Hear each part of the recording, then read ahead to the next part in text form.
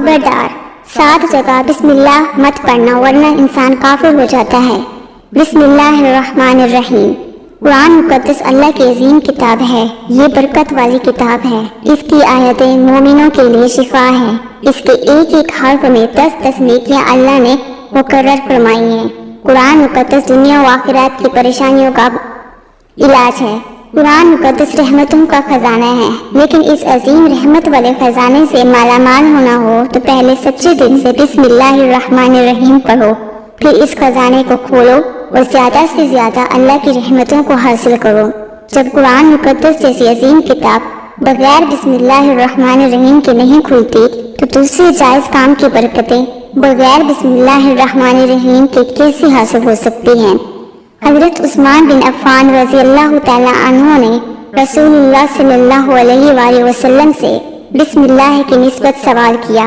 آپ نے فرمایا یہ اللہ تعالیٰ کا نام ہے، اللہ تعالیٰ کے بڑے ناموں اور اس میں اس قدر نزدیکی ہے جیسے آنکھ کی سیاہی اور سفیدی میں۔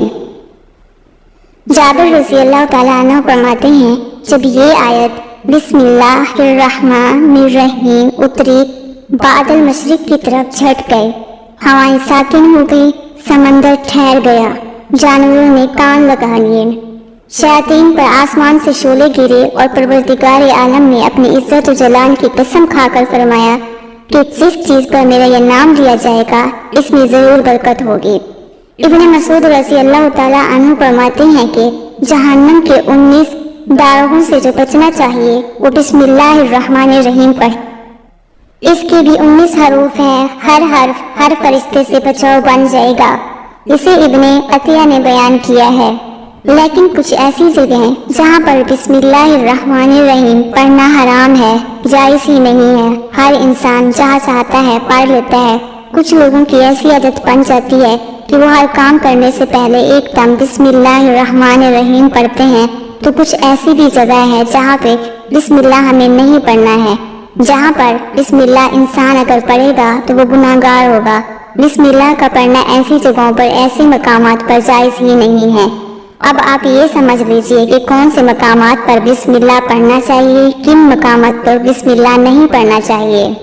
ناظرین، آپ نے سنا ہوگا کہ ہر کام شروع کرنے سے پہلے بسم اللہ الرحمن الرحیم پڑھنا چاہیے، کیونکہ بسم اللہ الرحمن الرحیم کا معنی ہے کہ اللہ کے نام سے شروع جو بڑا مہربان نہایت رحم والا ہے، یعنی ہم کام کو جو شروع کر رہے ہیں وہ اللہ کے نام سے شروع کر رہے ہیں تاکہ اللہ تعالی ہمارے اس کام میں برکت عطا فرما دے۔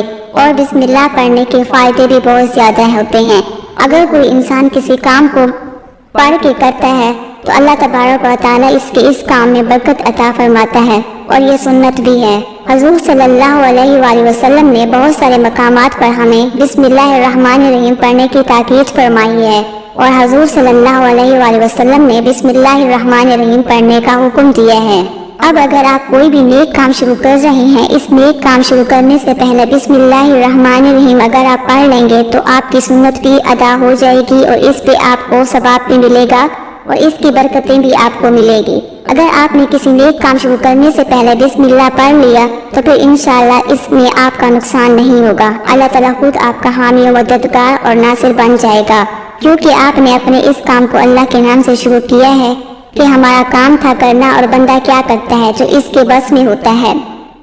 بندہ تو اسباب اختیار کرتا ہے، اور بندہ کر بھی کیا سکتا ہے، بندے کے ذمہ صرف اسباب کا اختیار کرنا ہے کہ آپ کسی کام کو کرنے سے پہلے سبب اختیار کریں کہ ہمیں یہ کام کرنا ہے، باقی آپ اللہ کے سپرد کر دیں، آپ اپنے کام کو کریں، باقی جو اب آپ کا کام ہے وہ اللہ تبارک و تعالیٰ کے سپرد کر دیں۔ ایک مرتبہ ایک صحابی آئے، آ کر عرض کیا، یا رسول اللہ صلی اللہ علیہ وآلہ وسلم، میں پریشان ہوں، ہمارے اونٹ کھو گئے ہیں۔ تو آپ صلی اللہ علیہ وآلہ وسلم نے ان کو یہ بتایا کہ اللہ پہ بھروسہ کرو، اور اللہ پہ بھروسہ ہی اصل چیز ہے۔ یہ بولو کہ میں نے اللہ پہ بھروسہ کر لیے ہیں، اللہ پاک کافی بہترین کارساز ہے۔ تو کچھ صحابہ اکرام کہنے لگے کہ یا رسول اللہ صلی اللہ علیہ وآلہ وسلم، ہمیں اللہ کی ذات پر بھروسہ ہے، کیا ہم اپنے اونٹوں کو ایسے ہی چھوڑ دیں کہ اگر ہماری قسمت میں ہوں گے تو ہمارے اونٹ واپس آ جائیں گے، اور مقدر میں نہیں ہوں گے تو چلے جائیں گے؟ ہمیں اللہ کی ذات پر بھروسہ ہے۔ تو آپ صلی اللہ علیہ وآلہ وسلم نے فرمایا کہ نہیں، پہلے اپنے اونٹوں کو باندھو، پھر اللہ کی ذات پر یقین کرو، پھر اللہ کی ذات پر بھروسہ کرو، یعنی ہمارے ذمے کے جو کام ہے وہ ہمارے اوپر کرنا لازم ہے۔ اسباب کا انکار کرنے والا جاہل ہوتا ہے۔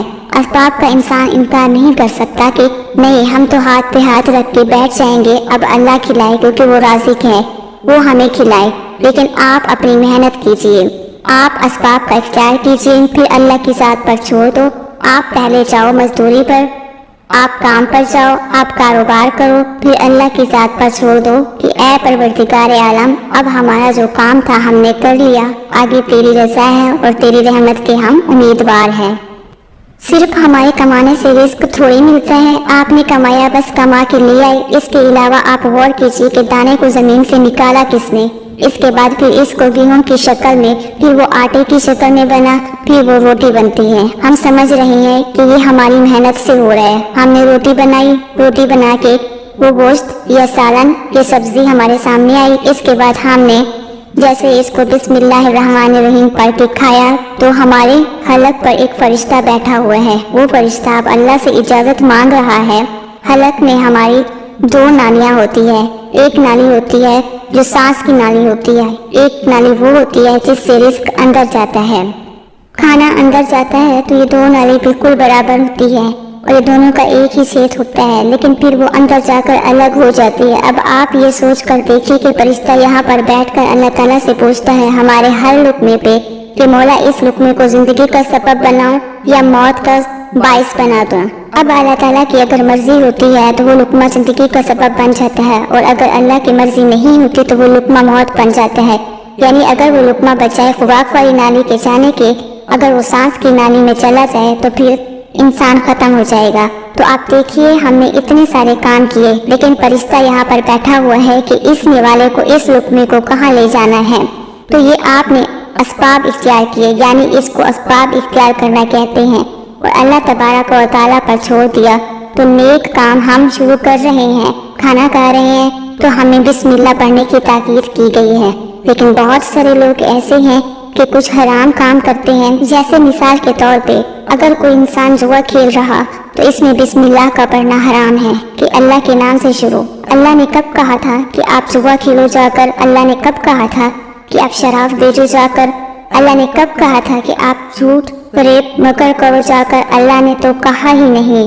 ایک شخص نے بڑی عالیشان منزل بنوائی اور اس پر لکھا ھذا من فضل ربی، اور شیطان نیچے بیٹھا رو رہا ہے۔ تو لوگوں نے پوچھا تو کیوں رو رہا ہے؟ تو اس نے کہا کہ دیکھو میں نے اس سے جھوٹ بلوایا، فراڈ کروایا، ہم نے اس کی بلڈنگ فراڈ کر کے بنوا دی، اور یہ لکھ رہا ہے ھذا من فضل ربی، یہ میرے رب کا فضل ہے۔ اللہ نے کہاں کہا تھا کہ جھوٹ بول کے کمانا؟ اللہ نے کہاں کہا تھا کہ ڈھونگ کرنا؟ اللہ نے کہاں کہا تھا کہ فراڈ کرنا؟ تو مقصد صرف یہ ہے کہ شیطان تو ہر طرح سے انسان کو بہکاتا ہے، تو اس لیے حرام کاموں سے پہلے ہمیں بسم اللہ ہرگز نہیں پڑھنا ہے۔ ہمیں ہر نیک کام شروع کرنے سے پہلے بسم اللہ الرحمن الرحیم پڑھنا چاہیے۔ ہمیں احتیاط رکھنا چاہیے کہ جب ہم باتھ روم کے اندر داخل ہو چکے ہوں نہانے سے قبل بسم اللہ نہ پڑھیے۔ باتھ روم میں جانے سے پہلے ہم بسم اللہ الرحمن الرحیم پڑھیے، اور باتھ روم کے نکلنے کے بعد جب کپڑے پہنے تو پھر بسم اللہ الرحمن الرحیم پڑھیے۔ اور کوئی انسان کاروبار کرتا ہے، اب اس نے جھوٹ بولا اور پھر اس کے بعد پیسے لیتے وقت بسم اللہ الرحمن الرحیم پڑھا، تو ایسی جگہوں پر جہاں پر حرام کام کوئی بندہ کرتا ہے تو وہاں پر بسم اللہ الرحمن الرحیم نہیں پڑھنا چاہیے، کیونکہ اللہ تبارک و تعالیٰ نے آپ کو دنیا میں چھوٹ دے رکھی ہے کہ جیسا کرو گے ویسا بھرو گے۔ اللہ سب کو دیکھ رہا ہے کہ کون کیا کر رہا ہے۔ تو جو کچھ ہم کر رہے ہیں صحیح یا غلط، اس کے بعد پھر لوگ کہتے ہیں کہ یہ تو اللہ کی مرضی ہے، لیکن یاد رکھنا یہ اللہ کی مرضی نہیں، اللہ کی اجازت ہے۔ اللہ نے آپ کو اجازت دی ہوئی ہے، بس اللہ نے چھوٹ دی ہوئی ہے کہ کر لو دنیا میں جیسا کرنا ہو۔ اللہ ظالم کو ڈھیل دیتا ہے لیکن جب پکڑتا ہے تو چھوڑتا نہیں۔ اللہ کی پکڑ بڑی سخت ہے، تو دنیا میں اللہ دیکھ رہا ہے۔ یہ مرضی نہیں ہے اللہ کی کہ آپ گناہ کرو، لیکن اللہ نے بس اجازت دی ہوئی ہے کہ آپ کر لو، دیکھیں کتنا کرو گے۔ ایک دن آؤ گے میرے پاس، جب آؤ گے تب ہم فیصلہ کریں گے، یا مالک یوم الدین، انصاف کے دن کا حاکم۔ تو اللہ کی ربوبیت سمجھیے، اور ہمیں یہ سمجھنا چاہیے کہ کون سے کام ہمیں کب کرنا چاہیے، کب نہیں کرنا چاہیے۔ جو سنت رسول اللہ صلی اللہ علیہ وآلہ وسلم پر ہم عمل کریں گے تو اللہ تعالیٰ ہمیں کامیاب کر دے گا، دنیا میں بھی اور آخرات میں بھی انشاءاللہ تعالیٰ۔ اللہ پاک ہمیں بہتر عمل کرنے کی توفیق عطا فرمائے اور ہمارا خاتمہ ایمان پر عطا فرمائے، آمین۔ ناظرین کمنٹ باکس میں اللہ تعالیٰ کے 99 ناموں میں سے ایک نام ضرور ٹائپ کریں۔